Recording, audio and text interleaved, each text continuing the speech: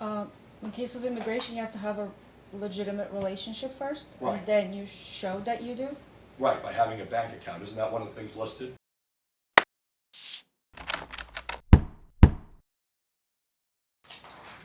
We are on the record, Your Honor. We're on the record in matter case D-22. And D, please confirm your appearances. Your Honor, John Jones, bar number 6699, appearing on behalf of the plaintiff. Good morning. Good morning, Your Honor. John Kelleher, bar number 6012, on behalf of Your Honor, also Christine Christine Kelleher. Kelleher, bar number 5987, and Mr. Good morning. Morning. You've settled this matter, right? We No? tried. No? We did have discussions. I can report of that. Well, let me, any stipulations to place on the record? No, Your Honor. Well, I think we'll have some stipulations on exhibits, but we can go through a list Well, do you before we get started. have you discussed stipulations regarding the exhibits? I was hoping to get him the list yesterday, but I didn't get a chance to go through them all till last night, so I'm happy to go through them. I'll be happy, Your Honor, if we just go, as we go through, because I don't have objections to bank records and things like that necessarily, but rather than waste the time going through a big long, because a lot of them aren't even necessarily relevant. I think they produced everything that was produced in 16-2. They have 11 binders. I don't know if we're gonna need 11 binders of exhibits for a one-day trial. Well, I'm happy to go through his exhibit list and stipulate to the things that can come in. Okay. Some of those have already been admitted anyway, but yes, that's fine. Listen, I want you to spend a few minutes. I'm going to step off and talk about exhibits. That's the least I could expect is to place stipulations on the record regarding the exhibits. It'll save a lot of time. Well, and that's what I intend to do. Listen, I look at this case, and I've had a chance to review your pretrial memorandums. On both sides, I have questions. I start, given the plaintiff's pretrial memorandum, wondering why they even have premarital agreements in Pennsylvania. If property at the time of marriage is presumably separate property, maybe it's not under Pennsylvania law, I don't know. And likely what will happen at the conclusion of today is I will take the matter under advisement. This case will be number 10 in line of my under advisements in terms of preparation of a final order. That doesn't mean I won't issue some temporary orders perhaps regarding property and possession. I can make those orders immediately. And then I will issue a decision once I'm finished with the prior 9 that preceded. So it causes me to wonder if the entire process of having an evidentiary hearing on the premarital agreement was a waste of time, because again, the legal theory I would presume is that the property you had at the time of marriage was separate property, so you don't need a premarital agreement for that. If we're talking about any increase in value being community property, because there wasn't a waiver of that in the premarital agreement, that's at least the feeling. Now, on the defendant's side, I don't know why I wouldn't look at, I know there are arguments perhaps regarding the issue of alimony itself, but I know throughout this case the defendant has emphasized trying to expedite this process because of his age, why I would not consider some type of lump sum alimony as part of my final decision. I mean, so on both sides I have questions, and that's why listen, I knew it wasn't settled. I obviously see the boxes around me, and Very respectfully, if the court could just hear just the opening statement very quickly, because I researched the law in Pennsylvania and I brought the cases with me today. Well, we'll get into that, but That wouldn't be appropriate for opening statement. listen, and I'll give you the opportunity to make an opening statement, but you're going to spend at least a few minutes going over exhibits. I just made some prefatory comments because I'm always hopeful that a case does resolve, that you don't need my involvement. We'll agree to let all their exhibits in. Okay. So that would resolve that issue. Okay. So all 11 binders, everything they produced in 16-2, most of it was stuff that we produced. Okay. So we don't need to go through the admission process of any exhibits? We'll just go ahead and omit all. Okay, what about the defense And exhibits? I'm going to suggest to you that, there are things like orders and things that ordinarily wouldn't be exhibits, but the documentary stuff, I don't have an objection to, Okay. so. But, you know, can we have a few minutes? I'd like to talk to Mr. Kelleher.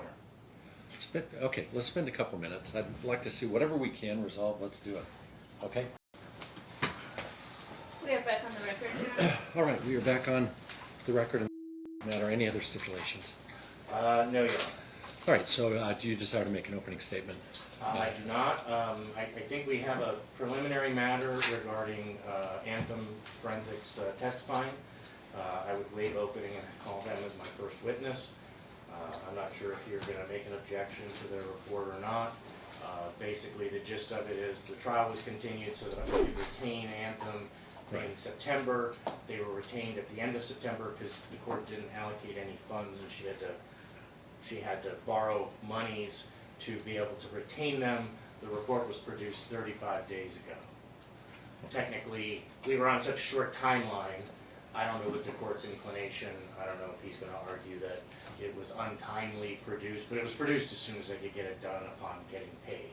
Okay. So, All right, Mr. Kelleher, do you desire to make an opening statement as part of your Yes, Your Honor. allocation of time? All right, you may do so. Thank you, Your Honor. And as the court knows, it's been a long haul in this case. The plaintiff posits two theories to circumvent a prenuptial agreement, which the court has already ruled is fully enforceable. And those two theories, one of which just became obvious to us when the pretrial was filed, is that somehow the terms of this agreement are ambiguous, number one, and that two, since the terms of the agreement are ambiguous, that Mr. is the drafter of the agreement, and therefore any ambiguity is construed against him. Very briefly, Your Honor, we just to actually save time, you already ruled on a couple of these issues. On page 5, lines 21 to 27, in the decision that you issued in the case after the March hearing, you dispel this idea that Mr. Cousin drafted the prenuptial agreement on behalf of the parties. Both parties testified that the premarital agreement, this is your own quote, as noted herein, the premarital agreement was a form obtained from the internet that contains seemingly boilerplate terms and language. There does not appear to be anything unusual or out of the ordinary regarding the language thereof of the issues addressed, or even the manner in which they are addressed. Page 4, lines 25 to 27. What we did, Your Honor, is we researched, and we'll ask at the time that when you take it under advisement, if I can just approach with this case, we have a case from Pennsylvania addressing the exact issue that they're raising, that somehow it's ambiguous. And what the court found in Pennsylvania, again, these are Your boilerplate Honor, terms. this is not an opening statement. It most certainly is. It's I treated it as argument. But I know, but opening statements are about what the evidence is going to show. It's not arguing your case. I understand that, but I'm going to allow it. But really, all I need is, if you're referencing a case, I don't necessarily need a copy of it if you just provide the court with a citation Sure, Your Honor. to short circuit. And I provided to opposing counsel, I would have done it earlier today, but I left the stuff inside. It's the appeal of Donna S. Gartner, Gartner. It follows a long line of cases in Pennsylvania, but it's the most recent one, July 19th of 2023. And what it found is, I don't know if you want me to go through what the terms were, but it addressed this issue, and what it found is two things. One is that just because someone said it's ambiguous doesn't make it ambiguous. And secondly, a term that says that if property's titled in your name, if your name's not on it, it's non-ambiguous, and there is no ambiguity in any way, shape, or form. So, and there's some interesting details in the case, but that case is directly on all four. But is there a citation? You I'm gave me sorry, the name. I apologize. It's 3A 3rd 1013, February 2023. And I have a copy of the case if you want it. I brought it with me. 1013? You said 3 Atlantic. 1013, correct. Okay, all right. Okay, anything further? Just very briefly, Your Honor, is, as to the other issues in the case, as to Anthem Forensics, what the evidence is going to show today, and we did make an objection, and the court can just do what it wants with that objection. My client paid way more money to the plaintiff on attorney's fees than what the court ever ordered. She indicated in her late filed FDF that she's paid $29,000 in fees. My client knows that we paid at least 20 of those in fees, even though the court order was only for 5.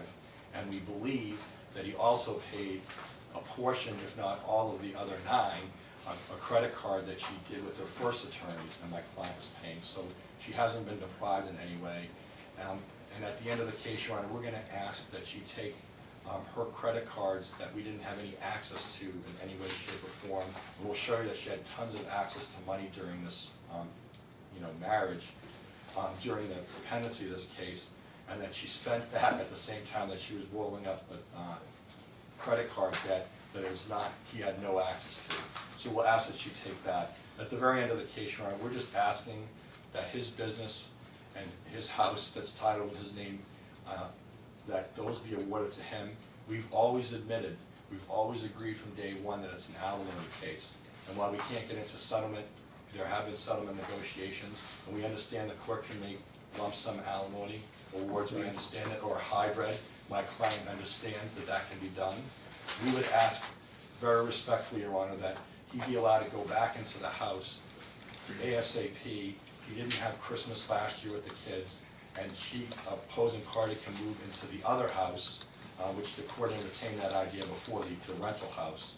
So at the end, Your Honor, we're going to ask that you deny this relief that they're asking for, other than making a determination of alimony and child support. As to that issue, Your Honor, here's what the evidence will be. She hasn't made any effort to find employment as of the date that we came to court in March, and we haven't seen any proof that she sought any employment subsequent to that, except one email blast that she did. But apparently the position is that she's not going to be working in any way, shape, or form.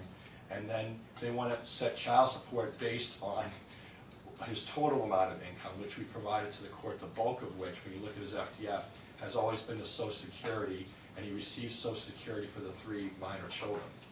The other part of his income is in the form of dividends and interest from his investments.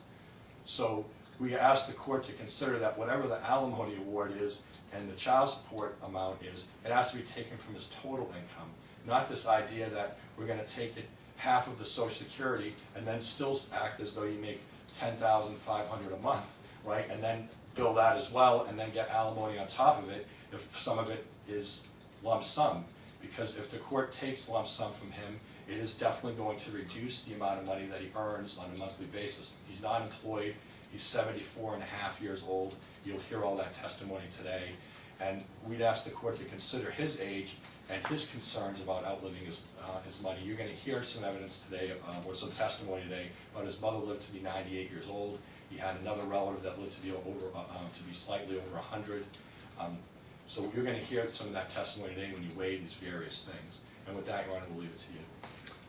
All right, I will allow the testimony of is it Jennifer Allen from Yes. Forensics? And here's, you have them, and the premarital agreement is part of the exhibits we've already admitted that were yours. I realized yesterday it was admitted for mine before I reviewed yours, but these are supplemental exhibits. It's just the 2 most recently filed FDFs, the premarital agreement and the report of Anthem. The report of Anthem being exhibit 128. Okay. But yeah, Jimmy's right outside.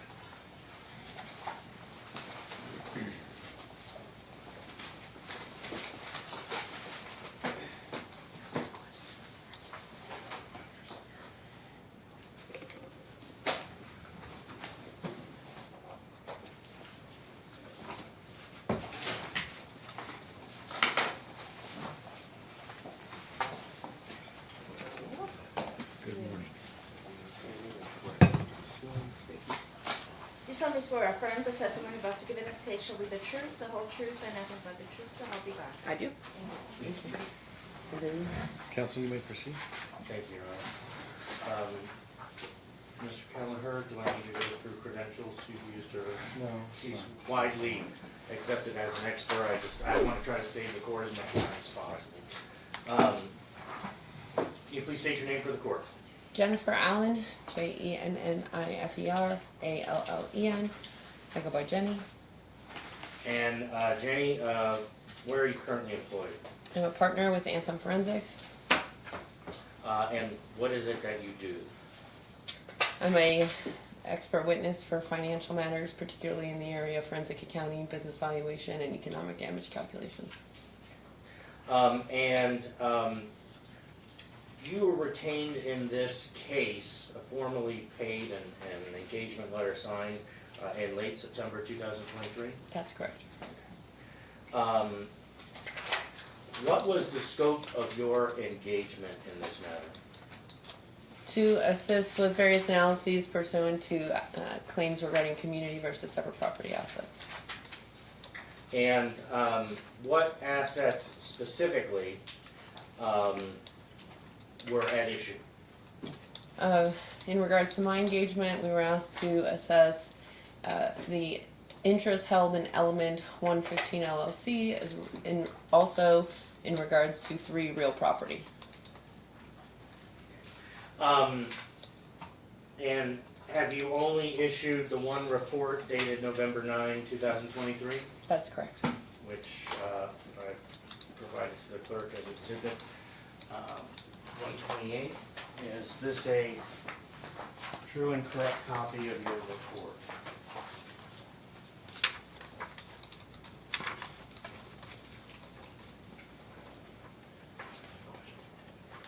It appears so. Okay. Move to admit 128, Your Honor. Objection? Only subject to the objection you've already overruled, so no, Your Honor. No Okay, objection. understood. Okay. Exhibit 128 is admitted. Thank you. How did you undertake this engagement? First to understand the scope and the claims, and then to review the documentation available that had been produced in this matter to provide the analyses therein. And are the documents that you reviewed listed in your report? Yes, they're in the Appendix 1 of my report. We could pause for just one moment. I need some IT. Come into my office after having a month straight of no issues, having 2 monitors with my mouse going Right. back and forth, and one day, It doesn't go It back doesn't and forth. go. And that's what when I saw But I'm you pretty were sure I describing, did I'm like, something. I've been there. Thank you. I appreciate it. All right, let's go back on the record. We're back on the record. Go ahead and continue. Sorry about that. Thank you. So as it pertains to each asset or asset group, as you mentioned, how did you first approach the analysis regarding community versus separate property? Well, in my experience, when there are assets held prior to marriage, it may be the burden of the community to demonstrate a community interest in a separate property asset held at the time of marriage. With the reverse being true, those assets acquired during marriage, the burden may typically be to demonstrate a separate property interest in assets acquired during marriage. So we gained an understanding of the timing of those acquisition of assets and the potential source of those assets to essentially determine what analyses would most be fit. In this matter, as it relates to the business interest, we relied upon case law from Van Camp and Pereira to assess potential community versus separate in a business interest. And then we also attempted to undertake various Momquist analyses as they relate to the real property. Okay. In conducting your analyses, did you make any pertinent assumptions? Yes, always that while we refer to community versus separate, obviously the ultimate characterization of that is to be made by the trier of fact. We also assumed that in regarding the assets in sourcing various payments, we were not looking at all transaction activity during the period of marriage. And we also assumed that while we were referring to the premarital agreement for various values, we were not opining as to the validity of that agreement.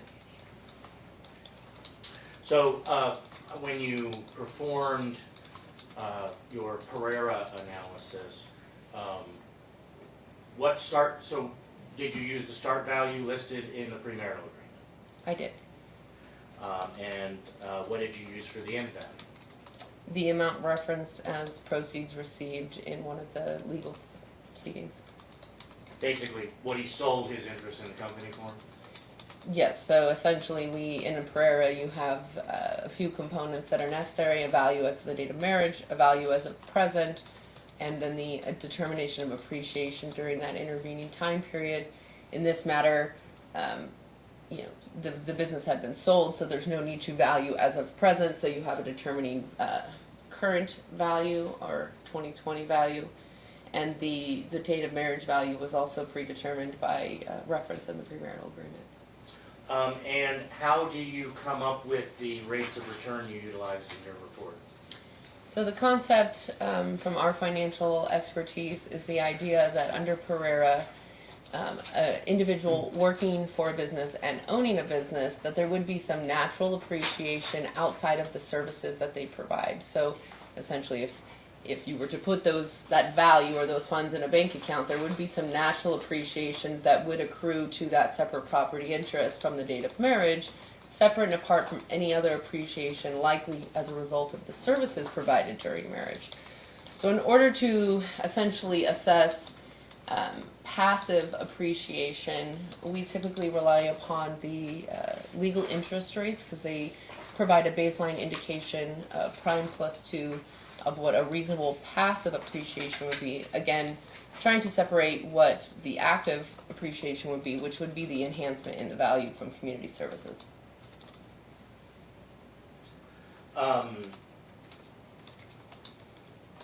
Your Honor, I don't have to. I don't have to have her explain Pereira to you, right? No. Okay. Now, as it pertains, and your opinions regarding the Pereira analysis regarding element 115, those are all set forth in your report? Correct. And you quantify what you believe the community property interest to be? We took the starting value, applied those prime or those legal interest rates, and determined that that would be the passive appreciation. The resulting community would essentially be the difference of the current proceeds minus the appreciated separate property value. And you then also looked at real property assets that were acquired during the marriage? Correct. Where did you start with what property? The first property purchased during marriage, while we understood there was only one property currently held, oftentimes when we do these separate property analyses, we'll see that separate property claims or proceeds from prior homes will roll into the current home. So we essentially started with the very first property that we observed, which was the Winola Road property in Pennsylvania. Okay. And then what was the first Nevada property you looked at? That was the Legacy Island Circle property. And what documents did you look at regarding Legacy Island? We reviewed, as regards to Legacy Island, we reviewed the documents related to the purchase, so identifying how the source of funds, or how the property was acquired via earnest money deposit, closing funds, and loan. We also reviewed documentation related to a loan between the parties and I believe defendant's mother. And we also reviewed available banking records if they were available at that time of purchase. And obviously neither Winola Road or Legacy Island, those aren't currently owned by either party. No, they were sold. And what did you look at with regard to the Queen Lake property, what I'll refer to as the current marital residence? In regards to this property, same information, so we, minus a loan document, so we looked at the documents sourcing the purchase, so to identify loans, closing funds, and we also reviewed banking records, if available at the time. They were not available as of the date of purchase, but I believe soon thereafter the banking records for the joint account were produced where we could identify at least mortgage payments paid. And what was your conclusion with regard to the Queen Lake property? Again, so we're approaching this that it's an asset acquired during marriage, so we're attempting to see if we can identify separate property funds used to fund this property. We identified that the closing funds could at least be sourced to a joint bank account. We did not have information at that time to identify the characterization of the funds. That would require a full tracing of that account to the date of marriage. And we identified that at least for the period of time from January 16 through the present, we were able to identify that the monthly mortgage payment was paid from the joint account. So when you're considering the Momquist inputs, which really attempt to apportion the appreciation of the property based upon contributions, if the down payment was sourced from potentially community funds by being sourced from the joint account, as well as the mortgage, any Momquist output would indicate it was 100% community. Pass the witness, Your Honor. Cross-examination? Good morning, Ms. Allen. Mr. Kelly. So I just want to make sure I understand correctly. It looks like you were not hired until September of 2023, is that correct? That is correct. All right. And I know this case, there were many, many thousands of pages of documents and financial records that you received based on your appendix. Is that correct? That is correct. All right. And in fact, you actually even received copies of Mr. tax returns before you even married Ms. Is that correct? There were substantive tax returns. I don't specifically recall which years as I sit here. I'll represent to you that in the second or third production, there were tax returns that were several years even prior to him marrying Ms. And I would believe you. Okay, all right. And then there's no question that you received every tax return during the marriage of the parties, correct? Again, if you represented that they were all produced for during the marriage, that would be for their personal tax return, but I don't believe I saw business tax returns for that period. Okay. Do you know if there were any business tax returns from Mr.? Oh, he owns an interest in an LLC, so I would presume there would be. Okay, but that would come over as a K-1, right? Sure, as a flow-through entity. All right. And you also received a copy of the premarital agreement. I noticed that you mentioned that, correct? I did, yes. All right. Now, I don't see that you received a copy of the court's decision in regards to the validity of the premarital agreement. I don't see that. If you could go to page 13, if I could just approach, I don't know if it's Yes, you a may. different exhibit. You may. I was trying to help you.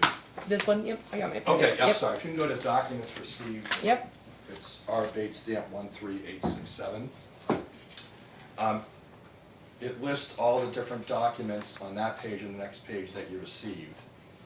And I don't see anywhere where you received the court's decision about the premarital agreement. It does not appear so, no. Okay.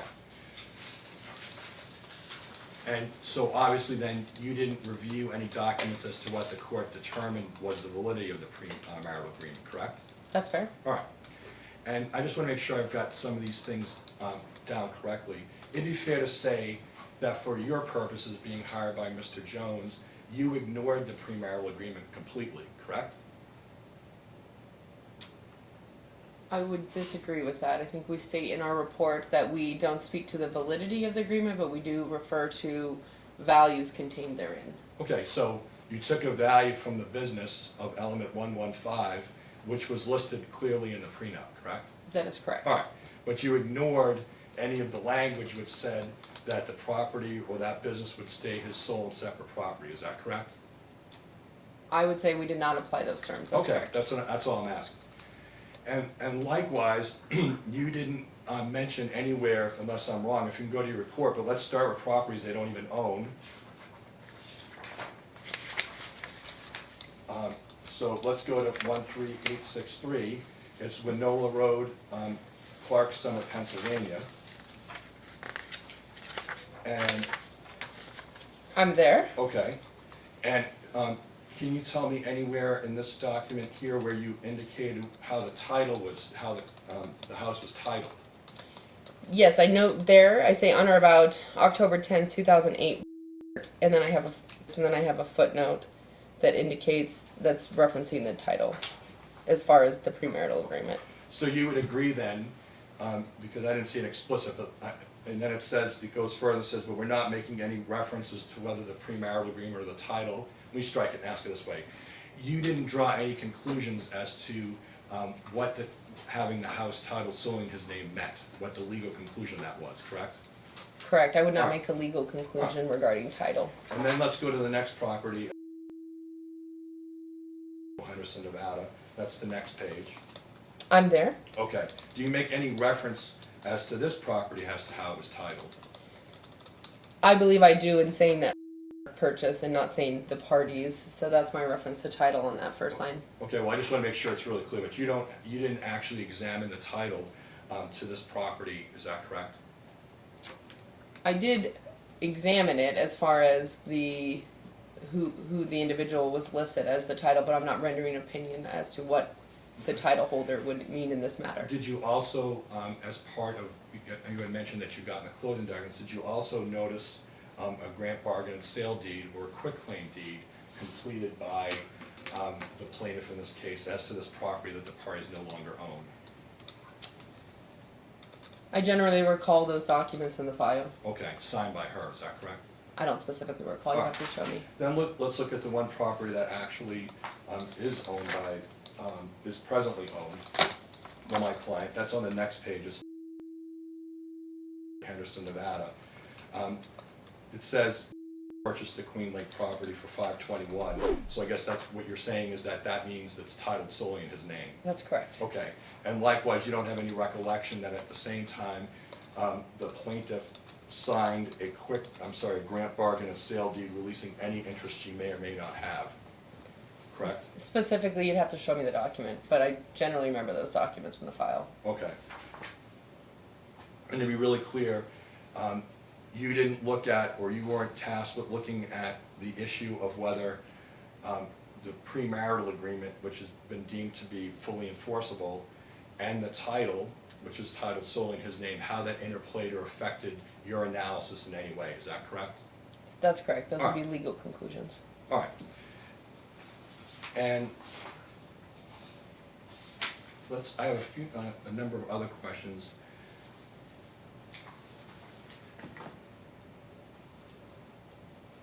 All right. Let's talk a little bit about element 115. Okay. In terms of element 115, would you agree with me from all the tax returns that you did review, and just based on my experience working with your office, would you agree with me that the tax returns would definitely be something that you would look at, that would be a document that would be very important in terms of your analysis? Yes, both personal and business. All right. And again, just the representation is that we have 11 binders here today. Do you recall receiving literally thousands and thousands of pages of documents, financial records, bank records, credit card statements? Do you recall receiving things like that? I think you can glean just by the Bates number that there's thousands of pages, and, Okay. and we've received all these disclosures listed right. here. So, just a little bit about element 115. Mr. owned that 18% interest prior to the marriage, is that correct? Is that your understanding? That is correct. All right, and in fact, when we look at your analysis, which starts on 13860, it says potential community interest in element solutions, do you see that? I do. Okay, and isn't it true that at no time during the marriage did his interest, percentage interest, increase beyond the 18%? That is my understanding. Okay. Now, during the marriage, did Ms. work outside the home? I don't specifically recall. Well, would you agree with the statement that when you reviewed all of these various tax returns year after year after year of this marriage, that it was Mr. that was earning either all of the income or the vast bulk of the income? Since I didn't provide an opinion that is in this report, I'm not well versed in the amount of income as I sit here today, but I would think generally my understanding that he was the primary income earner is fair. Okay. Well, and you don't know why there might have been let me just strike it. Were you aware or review any immigration records in this case as part of the discovery? I generally believe they were in the discovery as well. Okay. I don't have them memorized. What I'm saying is, do you know whether that joint account was in place because of immigration reasons? I don't specifically recall. Okay.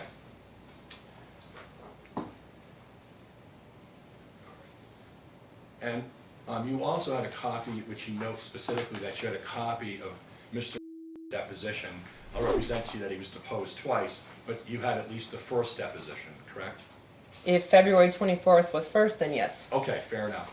And in that deposition, there's a great description of his work for Element 115, the hours he worked, where he worked, what his job title was, correct? I remember discussion about element 115, but Okay, all right.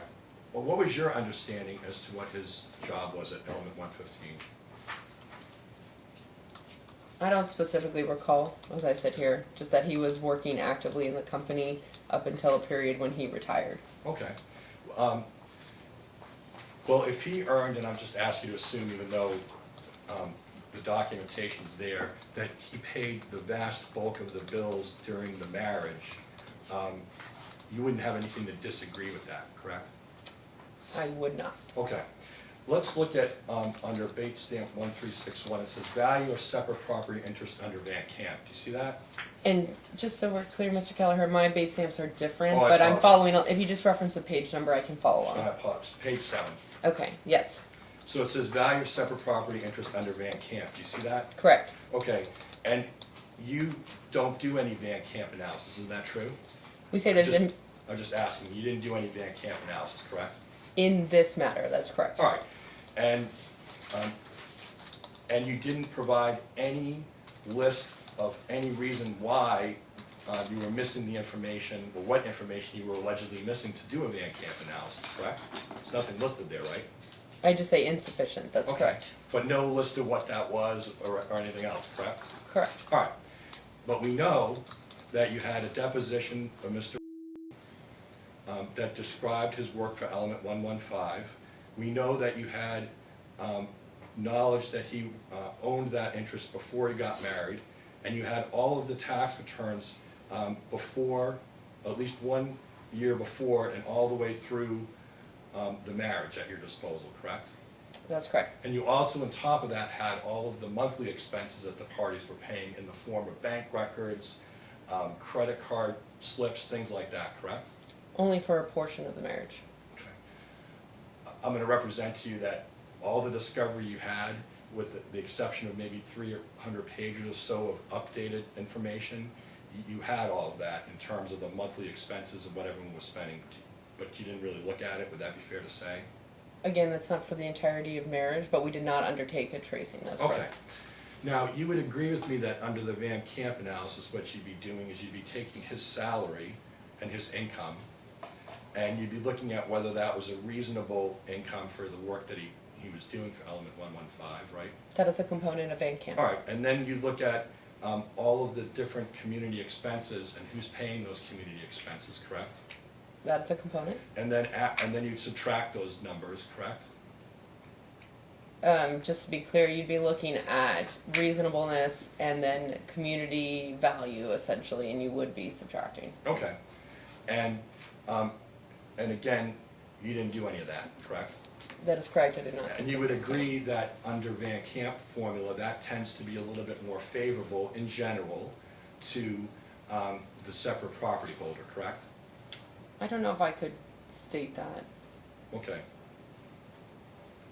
But we don't know because you didn't run the calc, correct? That is correct. All I right. had insufficient information. Right. Of which you didn't list, again, just to be clear, of which you didn't say what was insufficient, you just said it's insufficient, correct? That is correct. All right. And then, just to be clear, again, under the issue of some kind of interest in Element 115, you completely ignored the prenuptial agreement and the statements contained therein. That was irrelevant to what you were doing, correct?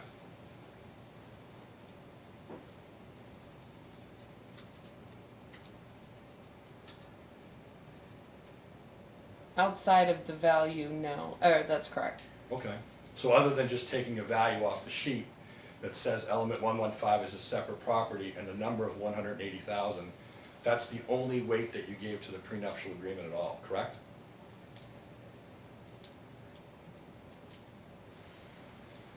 As far as weight as doing the tracing of these things, I would say that's fair. And then you came up with a number that, if I understand correctly, is, can you tell me it was like a $1.4 million, something like that. Yes, that is the 1.7 approximate current or 2020 proceeds minus the appreciated value of 365. So it's Okay. about 1.4. And again, you didn't look at whether from the time that that business sold all the way up until obviously today, whether Mr. was paying all of the expenses, house expenses, car expenses, insurance payments, medical insurance, child care, right? You didn't look at any of those issues, correct? I have not done that analysis. Okay.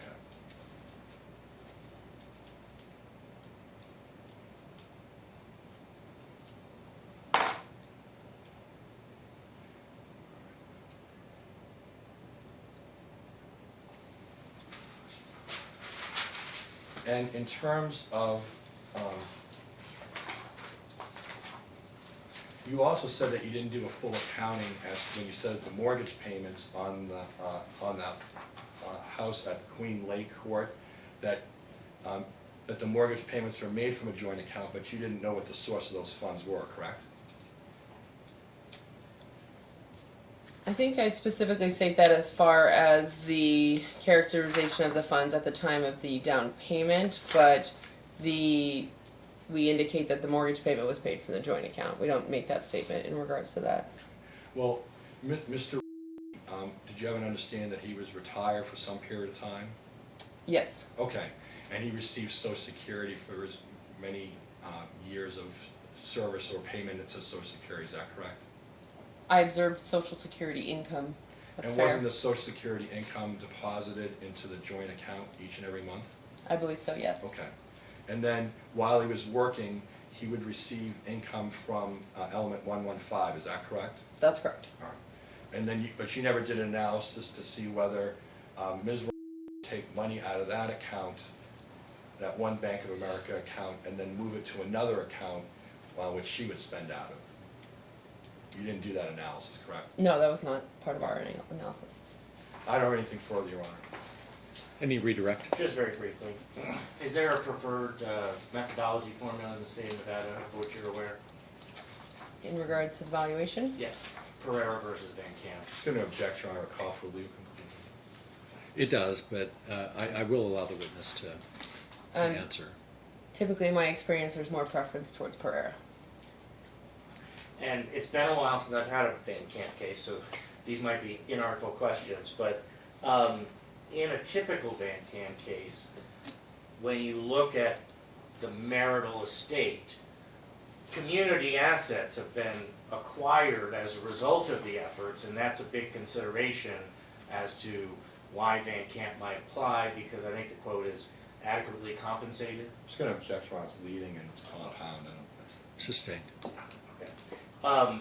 Is it typical in Van Camp cases that there is an accumulation of community property to be divided otherwise?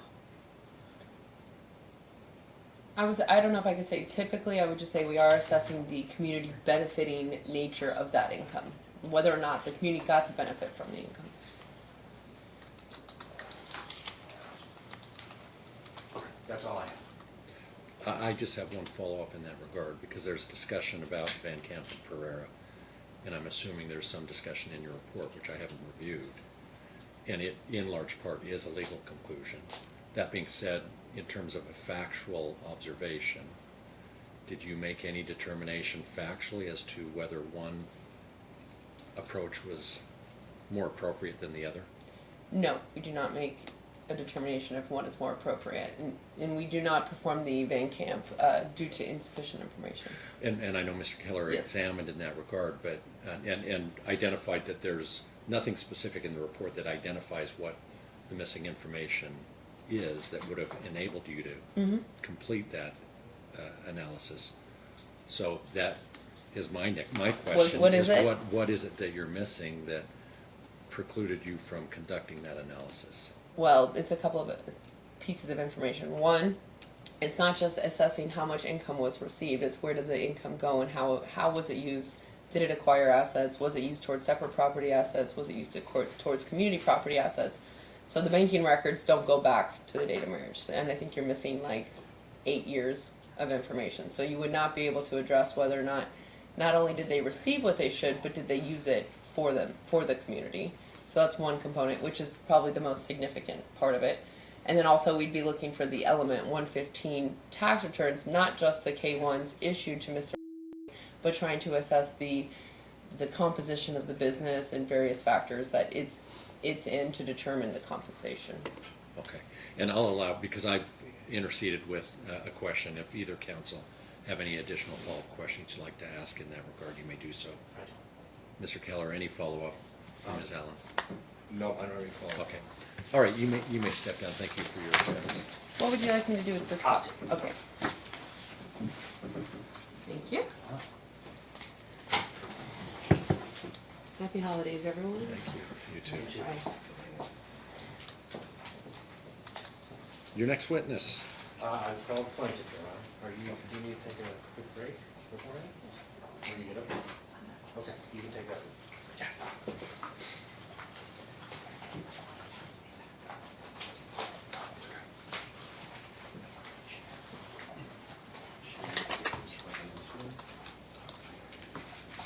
Do solemnly swear or affirm the testimony you're about to give in this case will be the truth, the whole truth, and nothing but the truth, so help you God? I do.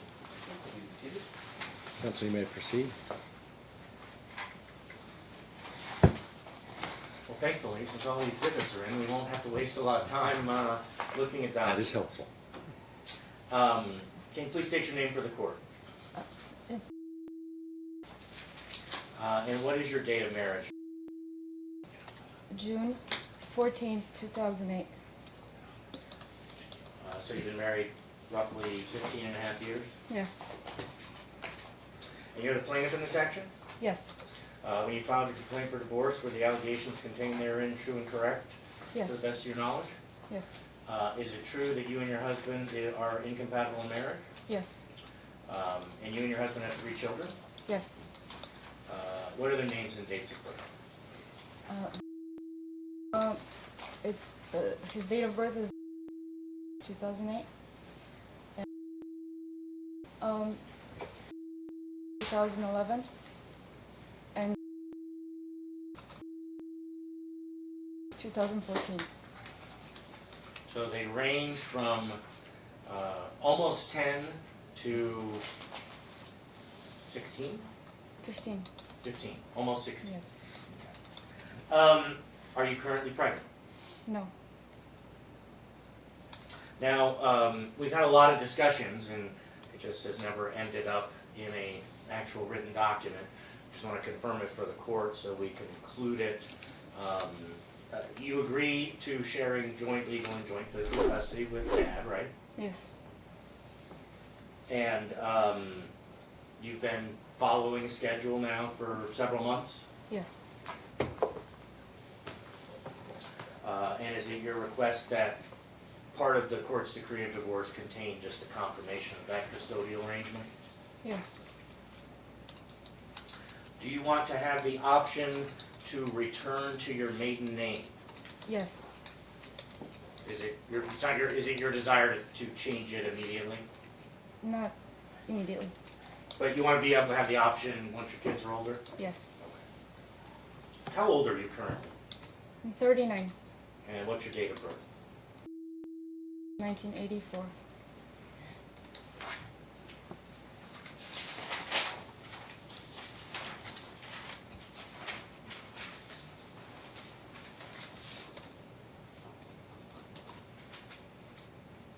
When was the last time you were employed? In April 2015. And who was your employer at that time? I was employed at a company, Element Solutions.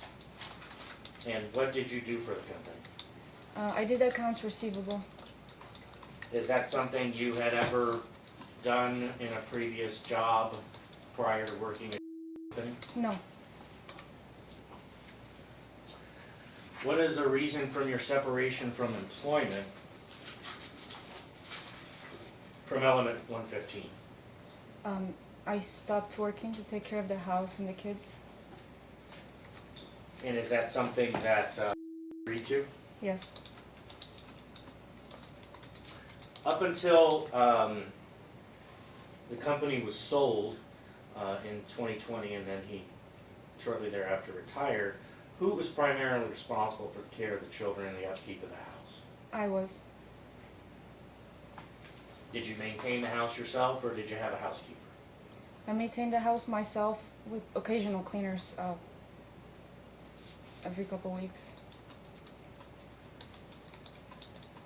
Now, prior to the marriage, what did you do for a living?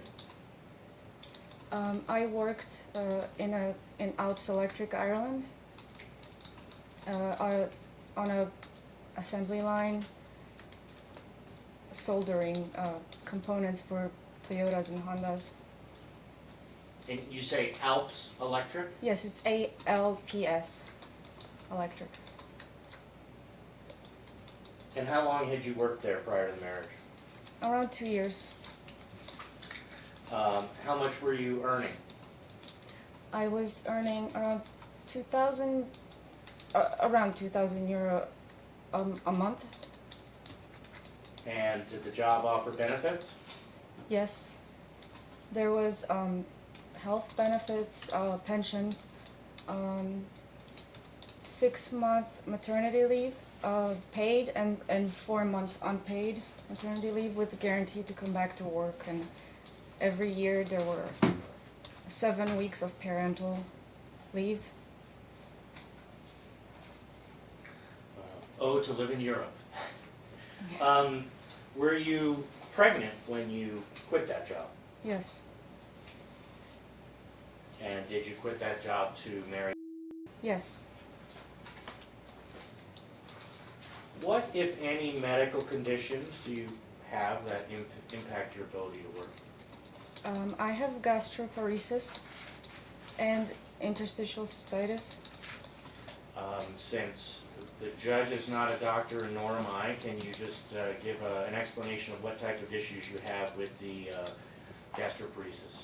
Gastroparesis is a type of gastric failure with either partial or full paralysis of digestion, of the movement of the stomach. And the issues that come along with that are vomiting, or inability to digest food, so it will get stuck, and I'll either get really sick and vomit, and I can't keep anything down, and then dehydration comes with that, and high heart rate, and shortness of breath, and chronic pain. And interstitial cystitis. Did I get that right? Yes. That is a bladder illness that's caused by the ulceration of the bladder wall, and it causes chronic pain, and makes me more likely to have infections. Has he always been aware of these conditions you have? Yes. Since the divorce action started, have you looked for a job? Yes. The exhibits are already in, so I don't have to. And you've produced documents showing your job search Yes. at the early part of the case, is that right? Yes. Did you ever receive any offers of employment as a result of those efforts? No. As a result, what have you decided to do? I decided to go back to school to get my degree in information technology management. It's a business administration degree in information technology. What is your current course load? I am required to take 4 classes per 6-month term. And since I started in September, so it's been 3.5 months, I've finished 10 classes. How long do you think it's going to take for you to complete your degree? So my degree plan given by the school ends in 2027. I think I could finish it within 2.5 years.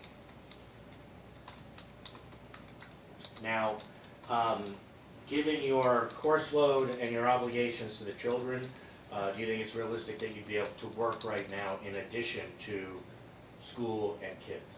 No, there's not enough time. How have you been able to pay for your schooling? So I received a grant and I took a loan, a student loan. And what are the terms of the financial aid that you have received? I'm obligated to take four classes per the 6-month term. I am able to take $8,400 per 6-month term, so it helps pay for the tuition and expense. So $8,400 for 6-month term is, so 84, I guess, times 4.5, I mean, 5 terms Yes, for you to complete, is that fair to say? yes. And does the financial aid you've received, and will be receiving, cover the costs of your classes and books and things of that nature? Yes, Do you believe you will be able to start a career once you have your degree? yes. Let's talk about the marital residence a little bit. Was this asset intended by you and your husband to be a joint asset? Yes, Upon what do you base that assertion? that's what he told me, and recently even confirmed it in June in the recording. And that recording is one of the exhibits here. Yes, And in that recording, did he refer to your name not being on the house as merely a procrastination? Who's yes. gonna object where it's leading? I think we should hear the tape. Sustain. Okay. How did he refer to your name not being on the house in your conversation with him? He said that he was always going to put my name on the house, and he still owes me my name on the house. And he meant it, and he procrastinated. And from what source did the payments on the current house come? From the joint account. And has that continued throughout the case? Yes.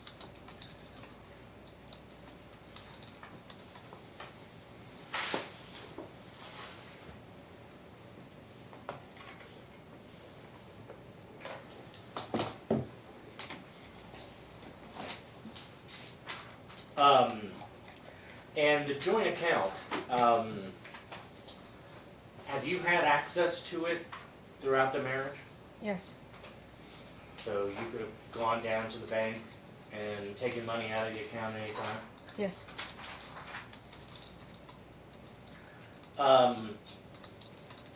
Now, counsel just a bit ago, and I believe at his recent deposition, your husband has stated that the only reason for the joint account was your citizenship status. When was your citizenship finalized? It was 2016. Has the joint account continued to be used since 2016 for the purpose of paying the house payment? Yes. Did you and make any improvements to the current marital residence after it was purchased? Yes. And what improvements did you make? When we purchased the house, the backyard had a pool, but the rest of it was a rock hill.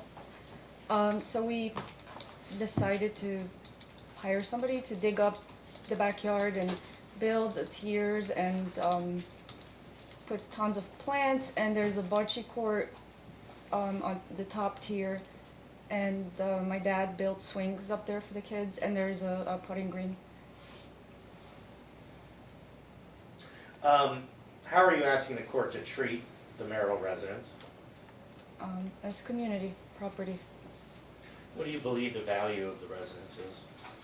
I believe it's at least 900,000. It's a seller's market right now. Are you okay with receiving the house as long as the court awards you the equity, half the equity? Yes. Are you aware of what the current mortgage balance is? If you don't know, it's in the documents that are already admitted. It's around 339,000.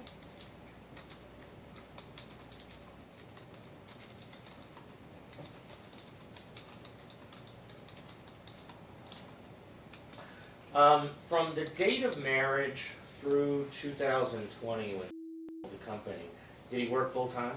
Yes. Did he work more than 40 hours a week? Yes. Did he travel for work? Yes.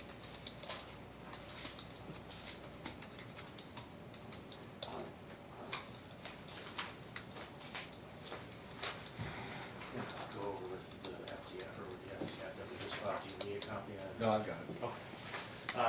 The FTF we filed, I'm gonna give her that. It's, I One of have the it new numbered exhibits. in my supplemental exhibits as I believe 129 or 130. Any objection Do to the you look admission? at it usually on the computer for what has Well, been filed? Or? it doesn't I'm matter. happy to I'm give you a happy to copy receive as it well. as an exhibit. I have a You copy. know which Okay, exhibit. then I guess we will call it, You're looking at plaintiffs? yes, my clients filed December 12. Your Honor, it is marked as Exhibit 129. So I'll admit exhibit 129. Copy of your recently filed financial disclosure form. Just want to kind of walk through some of the specifics of it for the court. If you can turn to, in the bottom right-hand corner, the base number is 4632.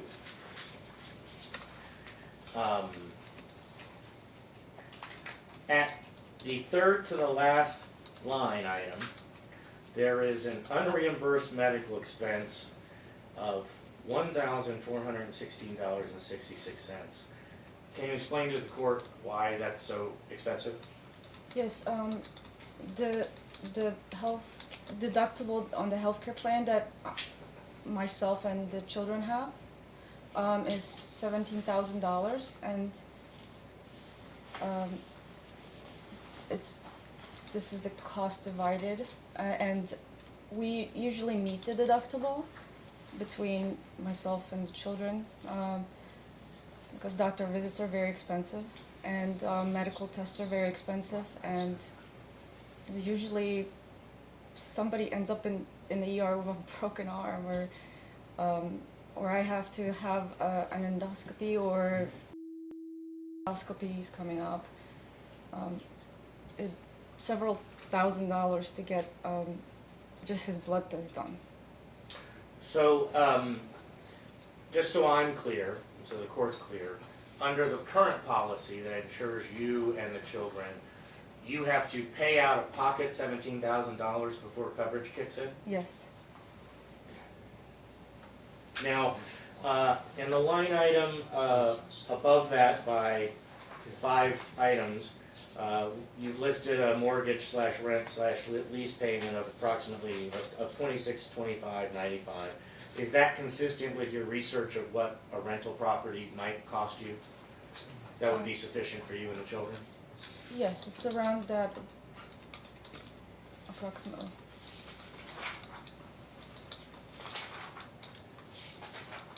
All right, now I'm going to have you turn to the last 2 pages of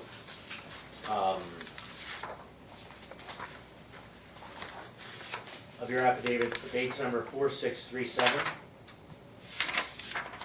Yes. At the top of that page, You have WGU financial aid. Well, let me ask you this. Where are you going to school? At what school? Western Governors University. Is this the breakdown of what you are receiving for financial aid every 6 months? Yes, So at least as of now, that's what you owe. yes, But each 6 months, you're gonna owe that, you're gonna accumulate that amount every 6 months until you complete your degree. yes. We talked about the unreimbursed medicals. Credit card debts, the Amazon card, what was that used for typically? Typically for things for the children, and a lot of it is the bulk snacks that I get for school. Okay. And then Costco, what has that been used for? Groceries, gas, and household items. The Bank of America credit card with a balance of $3,400, what has that typically been used for? Various expenses like clothing for myself and the kids. Target, what has that been used for? Target, Christmas gifts, toys, some groceries, and household cleaning. And the Gap credit card, what have you used that for? I've used that for kids' clothes, part of it my clothes. I think pretty much that's what it's used for. All right, now, looking at the next section of medical bills, are these bills that are currently, as we sit here today, outstanding? Yes, Meaning you've received a bill and it hasn't been paid? yes, And is that total $52,021? Maybe we have a No, math error. no. That's totally wrong. I was gonna say, I don't know how that, oh, total unsecured debt is 52, got it, I apologize. But those are all obligations that are outstanding. yes. Okay. That's unless some of those bills. I'm sorry? Unless paid some of his medical bills. I'm not sure. Okay. But at least as of the time that you prepared this list, did you believe these to be outstanding? Yes,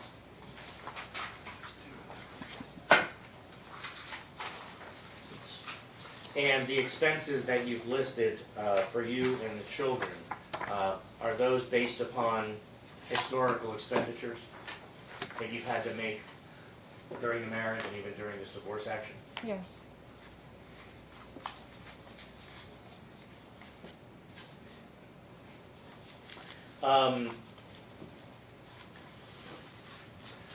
How were you able to pay Anthem Forensics?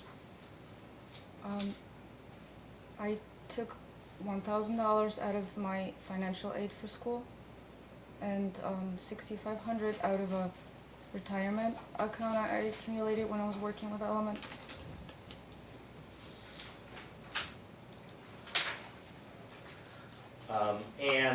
Do you know how much you currently owe your attorneys? Is it around 70,000? And that would be through the last billing cycle? Right. Yes. I pass the witness, Your Honor. Cross-examination? Yes, Your Honor, I'm gonna try, if it's possible, just do it all at once, but I may have to recall, I'm just gonna. No problem. Sorry. Okay. You're not going to read All that right. anytime. Okay, let's just start with some questions since the last time we were here. Now, you've been at every court hearing that the court has done in this case, is that correct? Every hearing that the court has conducted, you've been present, is that right? Yes. All right. And you were present when the judge said that at the end of this trial, he would expect you to be employed. Do you recall hearing that? Do you have an exhibit I can take a look at? No, I'm just asking, do you recall the judge telling you that he was going to impute income to you? Is that an exact quote? Yeah. That he was going to impute income to you if you didn't have a job. Do you recall that? I recall the court saying the court may impute income. Okay. And as of today's date, you're not working, is that correct? Right. All right. Yes.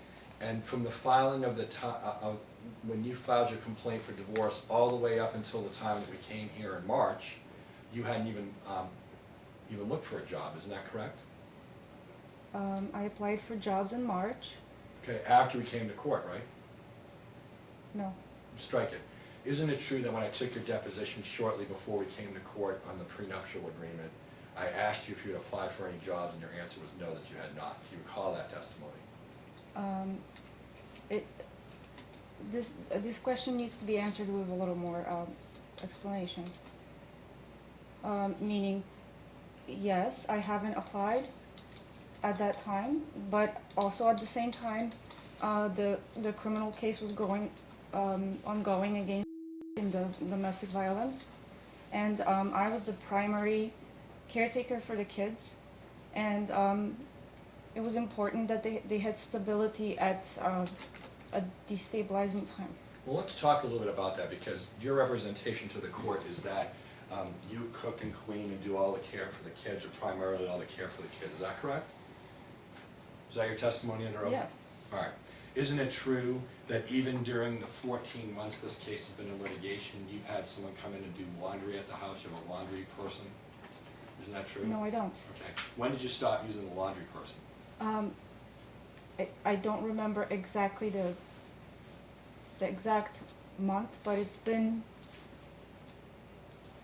at least 8 months, approximately. Well, let's get into some of the fact. Isn't it true that you still have, even to today's date, you're still using a housekeeper? Isn't that correct? She Yes or no? comes every 2 weeks. Okay, so yes, is that correct? Yes. Objection, housekeeper is not someone who comes 2 weeks, Your Honor, it's a mischaracterization. The objection's overruled. Okay. And in addition to that, your understanding is that Mr. doesn't have a housekeeper that comes every 2 weeks, correct? Right. I've cleaned his house twice. All right. If he denies that, you would, well, let me strike it. Let me ask you this. Let's go to your financial disclosure form. You know what, actually, let's go to Mr. Disclosure form. We'll just skip around a little bit. You want to give her a copy? Yeah. Well, you need one. I have one, Okay. and I have an extra one. You just want to, Well, I'll go give it to her, how's that? And this is the one you're going to be asking about, right? November 5? No, we're going to be asking about the one that you filed in December, when we did our pretrial. Okay. Yeah. My assistant must have printed the wrong one, so. Okay. If you, is it one of the exhibits in your binder?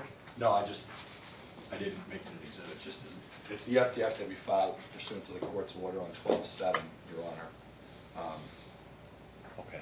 So the court, okay. I know that you've seen it, because in your financial disclosure form, you actually say, see list of assets and debts that he attached to his FDF. Do you recall that? Can you please repeat the Sure. question? You just filed, a day after the pretrial memo, you filed an FDF, the one that you've been talking to your attorney about. Do you recall that? It's in front of you. You actually Yes. have a copy of it. Yes. Okay. And in your own FDF, when it asks for the list of debts, you say, see affidavit of financial condition, right?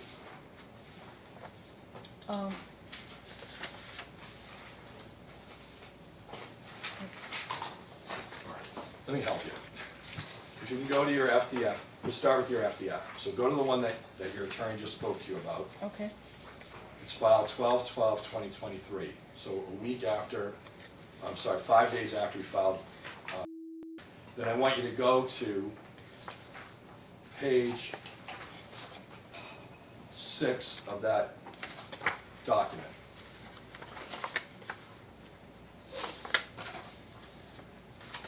Right? Yes. All right. and when it asks you for asset and debt chart and other unsecured attachments, it says personal asset and debt chart, see assets listed on defendant's FDF. And the defendant is Mr. correct? Right? Yes. Okay, so you would agree that Mr. has an accurate list of assets and debts on his financial disclosure form because you want the court to rely on his, correct?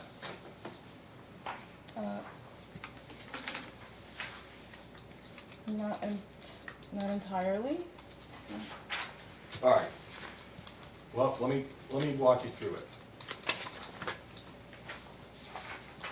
Let's go back to your financial disclosure form. So we're at your financial disclosure form. Um, You'd agree with me that you have had no employment for the whole 14 months that the case has been in litigation. You haven't earned any money, correct? Right? yes. All right. I'm not trying to trick you, I just want to make sure I understand this correctly. So let's go to page 4 of your FDF.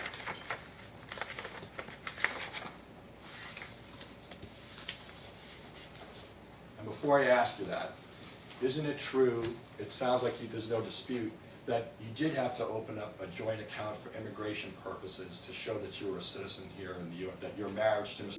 is the real deal, correct? In case of immigration, you have to have a legitimate relationship first, Right. and then you show that you do. Right, by having a bank account, isn't that one of the things listed? There's different things that you can do, but first you have a legitimate relationship, and you do things that people do in a legitimate relationship. Okay. Do I need to show you the document from immigration that says open a joint bank account?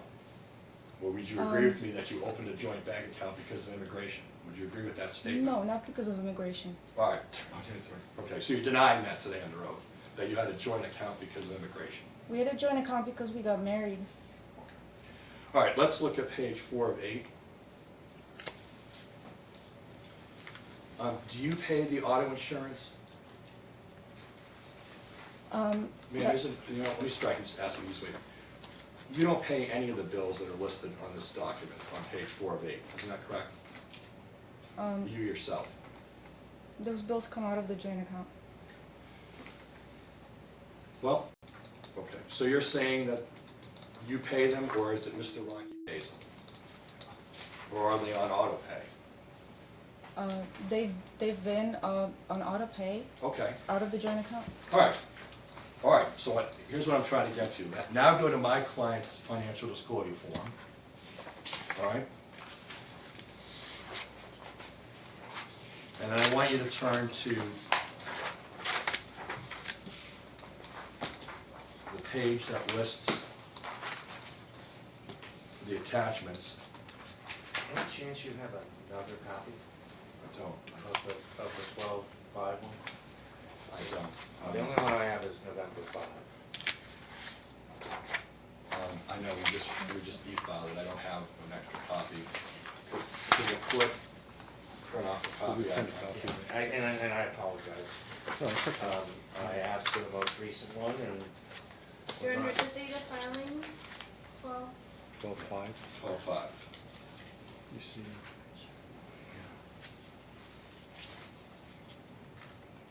No, sorry, 12/7. 12-7.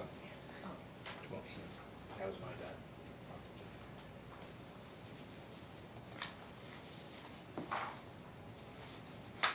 Is that 2021? No, 2023. yeah, it was the most recent. Oh, maybe you said.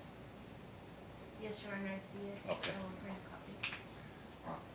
Thank you, and I apologize for my error.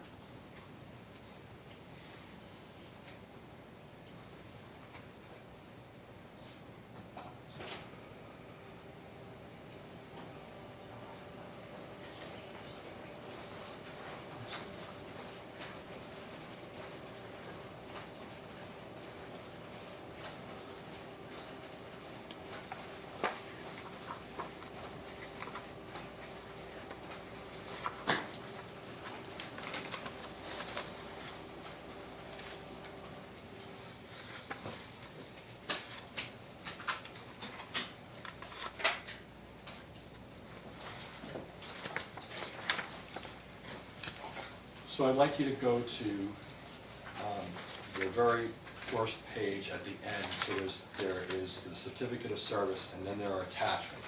So I'd like you to go to that attachment The page, last page? first page. Oh, first attachment? Right. Can't flip these pages. Okay. All right. Now, this is a list of financial assets, cash, stocks, and bonds. Oh, I'm sorry, I don't have attachment 1, it says attachment 2. May I approach, Your Honor? Yes, you may. This is what the page I want you to go to.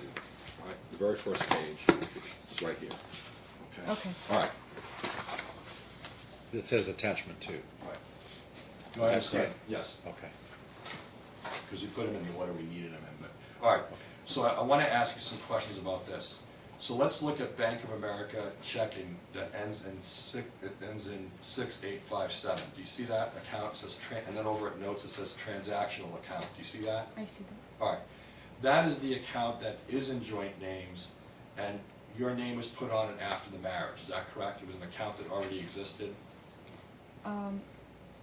I would have to, I believe my name was put on it before the marriage. Okay, so you didn't, all right. And you're denying that it was done for immigration purposes? It was done because, Okay, all right. But in any case, that account, that Bank of America checking account ending in 8557, that account has all the deposits for Mr. Social Security money, correct? That's where that money goes in? yes, All right. And when he was working, did his salary generally go in there, or do you know? yes, and so did mine, Okay. Well, you haven't worked since 2015, is that correct? yes. All right. And then there's another joint account, which says Bank of America checking, ending in 1256, and it's in both names. Do you see that? Yes, All right. Now, isn't it true that out of the Bank of America account, the transactional account, I'll call it, that you have access to take out up to $500 at a time out of that account? no, not up to 500, I can take as much as I want. Okay, and you do that, you take 500, 500, 500, then sometimes 1,000, sometimes 2,000, correct? It's 1266 is connected to the debit card I have that I use for all the expenses. All right, so I'm not trying to trick you, this isn't really, I just want to make sure I understand it correctly. Isn't it true that you use the Bank of America checking account ending in 1266, that you either use your ATM card and move money over to that account? Would you agree with that statement? Can you ask me this again? I don't move money from an ATM to any place. All right, ma'am, I'm just going to ask you. When you spend money at McDonald's, 7-Eleven, Prime Video, isn't it true, terrible herps, that you make the charges out of the Bank of America checking account 1256? Isn't that true? Yes, All right, that's all I'm trying to get to. okay. Now, all of the monthly expenses though, right? So all these expenses that we saw on page 4 of 8 of your FDF, all those expenses are paid out of the transactional account on automatic debit or automatic payment. Isn't that true? I need to take a look. Sure.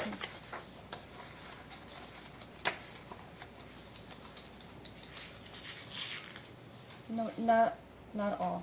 All right, which ones, all right, well, that's a question to ask you. So you tell me, looking at your FDF, which bills, if any, do you personally pay on your financial disclosure form? That's all I'm asking you.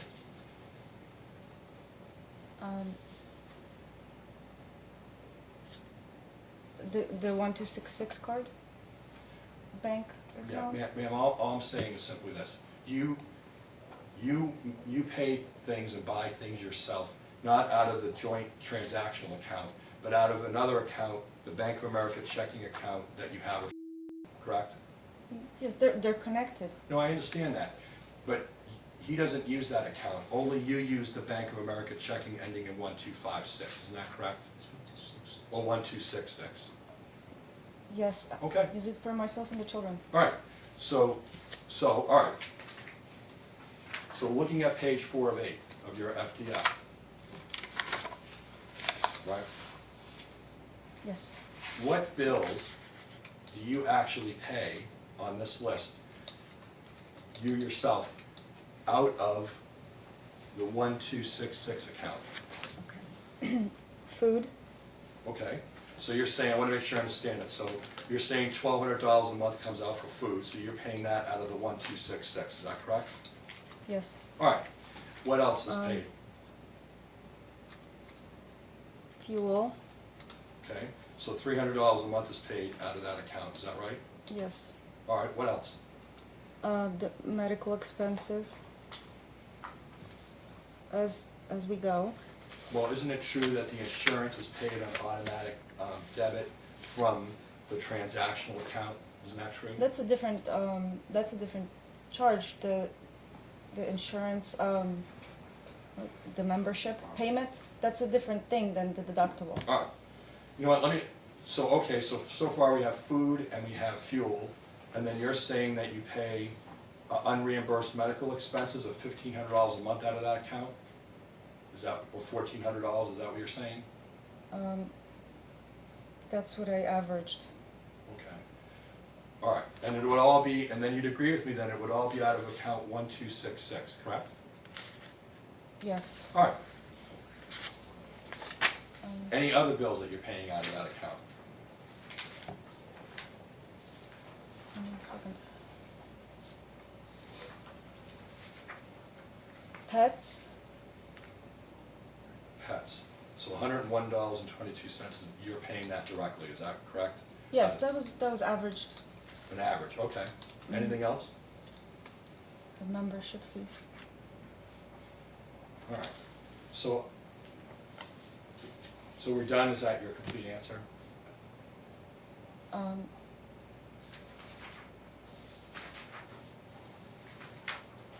Clothing.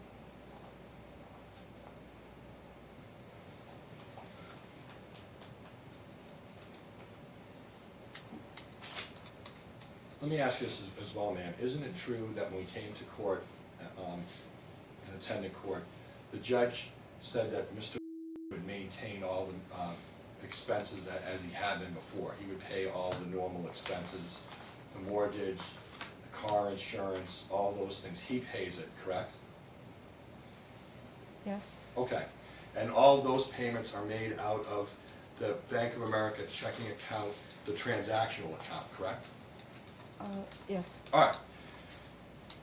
And then out of the 1266, you make some payments that you outlined to me that you're saying that you pay for food and a few other things, correct? Out of the other Bank of America checking account 1266, correct?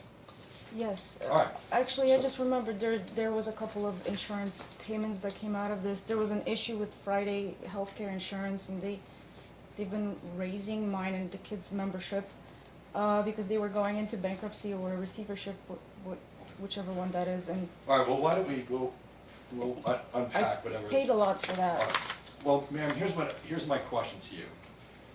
The credit cards that you've listed, because the only FDF we got from you came, the most recent FDF that came from you was filed on 12/12/2023. And on that, you're claiming that you have various credit card debts, Amazon, Costco, Bank of America, Target, and Gap, right? Yes, that's Okay. been the balance. Now, you would agree with me that all of those credit cards are only in your name, correct? Costco is both of our names. Okay. All the rest of them then are joint names, I'm sorry, it's just solely in your name, is that correct? Yes, hold on. All right. Hold on 1 second. Can I take a look Sure, at man, this? yeah. But it's a project. Okay.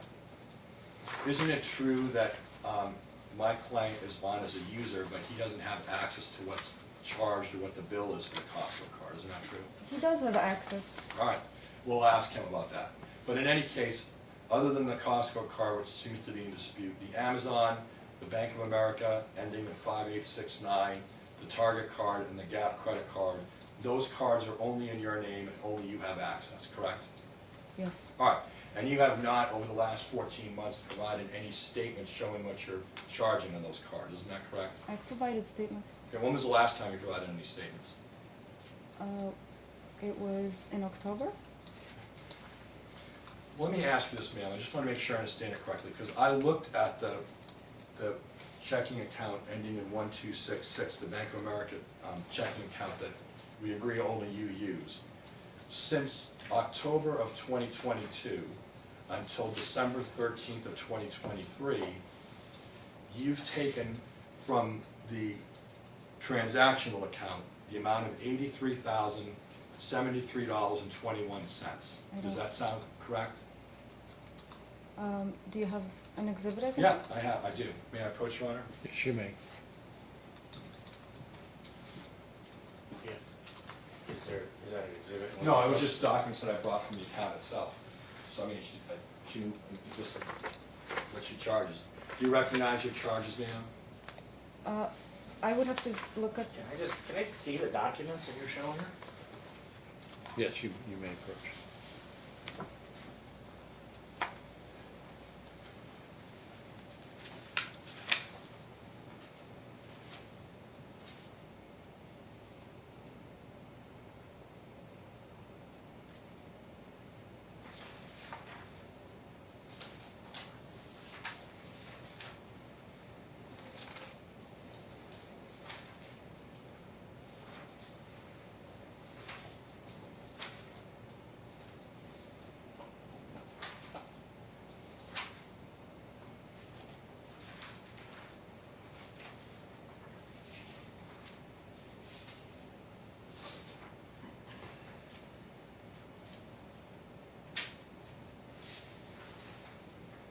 So this is a summary of bank statements?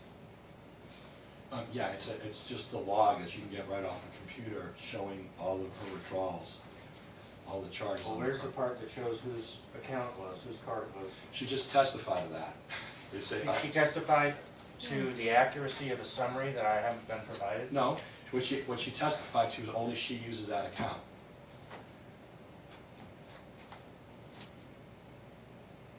Okay. So, and you're saying these all come from the 166, Right. everything 166 account? Yes. 1266. Oh, 1266. You handed her those, which I'm sure you didn't want to. That doesn't matter. I mean, do you want her to be looking at this? I mean, I need an Excel spreadsheet for this. Right. Ma'am, all I'm asking is a pretty simple question. Go to the front page of that. What is the total amount that was deposited into that account from October of 2022 until December 13th of 2023? Just read the total amount that was deposited in there. $83,073.21. Okay, and how much was taken out of that account and spent by you? According to the document, right? Well, right. Okay, $82,991.48. Okay, and how much is in that account? According to this document, there's only $393.41 still left in that account. Is that correct? As of this statement. Okay. May I come back and make this? I'm sorry, just leave those back. And then in addition to the money that you transferred during the pendency of this divorce from that account, from the transactional account into this account, you then also build additional money on the credit cards that we see on your financial disclosure form. Is that correct? The balances actually went down. I was not charging the credit cards. At least not Well, ma'am, Not let's a take lot. Looking at your own financial disclosure form, because we can test this, we just received it, you don't have any dates on these medical bills. There's no dates whatsoever of the service, right? There's nothing indicating that it's been submitted to insurance, and you guys all have insurance, right? You have insurance, the kids have insurance, Mr. insurance, right? Yes, and all the bills, so when you go to a doctor, they'll eventually send you the bill for the visit. If it's a specialist, it's $400, and then the bill comes and you All right, well, let me ask you this way, Pay man. it You back. haven't supplied any backup for any of these medical bills? Yes, I did. Okay, when did you do that? At the beginning of the case. So 14 months ago, you're saying that all these bills in the back page They're are old. 14 months old? They're old, yes. All right. I want to make sure I understand correctly. You're asking the court, according to your according to your pretrial memo, what you're asking the court for is that you want my client to pay child support of how much a month? The exact figure is not in my mind, but it's around 1,900. Okay, so you want him to pay you $1,900 a month, and then on top of that, you want him to pay you 1/2 of the amount that's received for the children on his Social Security, is that correct? Yes. All right, and my understanding is that it's $885 a month for each of those kids, right? $855, so exact number.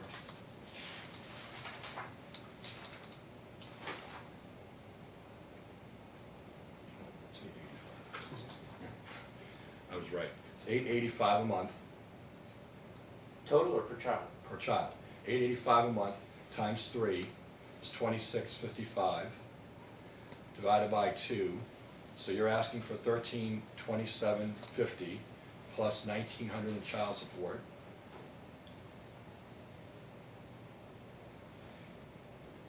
So you're asking for $3,227.50. Is that correct? Yes, the All right. Social Security income that the children receive, that's theirs. We're obligated to spend it on them. And they don't have to file taxes, so it's not a taxable income for them. Okay, I'm just asking how much money you're asking for. So you're asking that he pay you $3,227.50 right there every month for child support based on what you're asking in pretrial. Then you're asking that he pay you 1/2 of the value of the house titled solely in his name, correct? Right? It's a joint house. It's titled solely in his name, isn't that correct? It's a community house. Well, let's take a look at Exhibit T. Let's go to our book. There'll be 2 books in front of you. If you can just go to...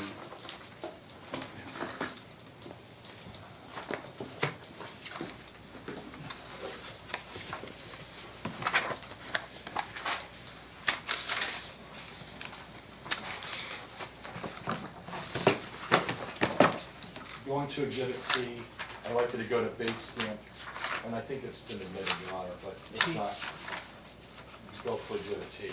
Exhibit T. Any objection to the admission of Exhibit T? It's already in. Yeah. Exhibit T is it? All right. What's Bates? Big Stamp is 1160.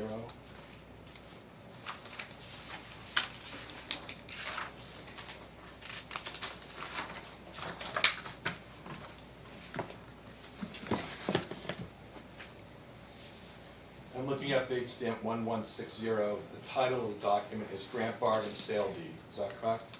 Yes? And that grant bargain and sale deed is on the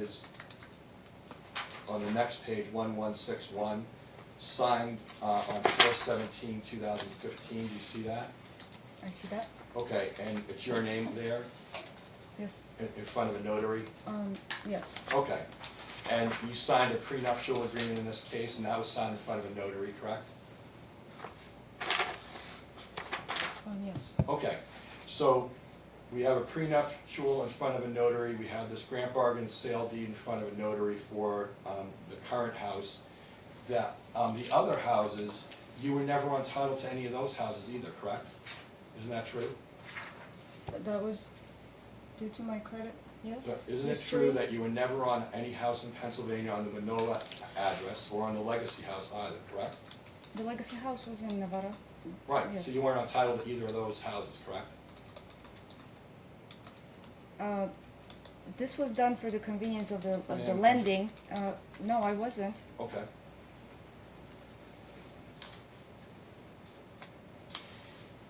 All right, so getting back then, Since we just kind of finished that topic and that exhibit, can we take a quick bathroom break? That's fine. That's We can fine. Take a break.